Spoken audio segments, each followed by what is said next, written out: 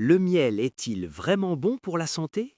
Oui, mais pas comme on te le vend sur Internet. D'abord, si tu peux, abonne-toi, et si tu ne peux pas, alors abonne-toi simplement. C'est parti. Le miel vient du nectar des fleurs. Les abeilles le transforment et elles le rendent très concentré. C'est surtout du sucre naturel, donc ça reste sucré, et ça compte comme un sucre dans la journée. Mais il a deux vrais points forts. Le premier point est qu'il a un goût puissant, donc tu peux sucrer moins, avec une petite quantité. Le deuxième est qu'il peut apaiser la gorge, surtout le soir dans une boisson tiède. Et pour la toux, chez les enfants de plus d'un an, ça peut aider un peu. Mais ce n'est pas un médicament magique. Si la toux dure, il faut demander un avis médical. Maintenant, note le point le plus important.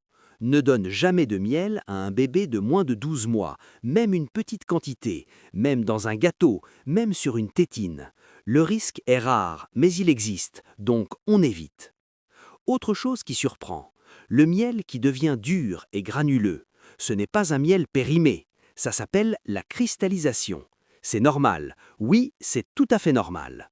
Si tu veux le rendre liquide, tu fais simple. Tu fermes bien le pot, tu le mets dans un bol d'eau tiède. J'ai pas dit de l'eau bouillante, mais de l'eau tiède.